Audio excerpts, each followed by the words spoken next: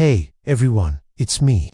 In 1 Kings, chapter 18 verses 20 to 39, we see Elijah challenging the prophets of Baal to a showdown. In this showdown, God would prove to Israel that he alone is God by answering Elijah's request. Let's read the passage. Then Elijah said to them, I am the only one left as a servant of the Lord, and there are 450 prophets of Baal. Ask for rain, therefore, each one of us, but let him call on the name of his God. Let him call on the name of his God, and let him hasten to answer me. I will not delay for him. So they called on the name of Baal from early morning until noontime, crying aloud, O Baal, hear us. But he did not hear.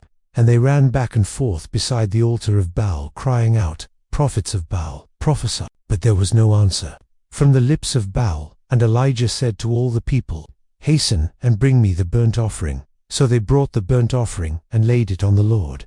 Then he said to them, You have made a great pronouncement today, saying the Lord will not answer by fire. Yet I say, let my sacrifice be consumed by fire from heaven. And the people answered and said, So let it be done, as you have said. Then Elijah took the bull by the horns, sang to the Lord and said, Answer me, Lord, answer me, that this people may know that you are the God who are beside me, and that you are the one who sent me to do these mighty works. And while he was there, the fire of the Lord fell and consumed the burnt offering, and the wood, and the stones, and the dust, and it licked up the water in the trench. And when all the people saw it, they fell on their faces and cried out and said, The Lord, he is God, the Lord, he is God. In this passage, we see Elijah calling the prophets of Baal to a challenge. He basically said, Hey, you guys say that you can control the weather. Well, let's put that to the test. Let's see who is really in control here. Let's see whose God is really God. And so they set up this contest. Now, in this contest, both sides had to make an offering to their God. But Elijah's offering was different. His offering was a complete sacrifice. Now Baal's prophets could choose what they wanted to do.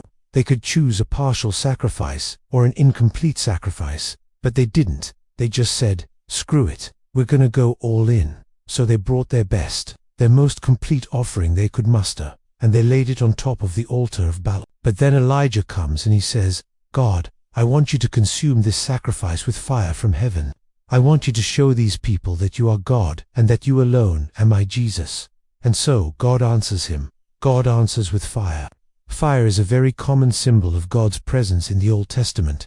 You think of the pillar of cloud and fire that led the Israelites in the wilderness. You think of the burning bush that spoke to Moses.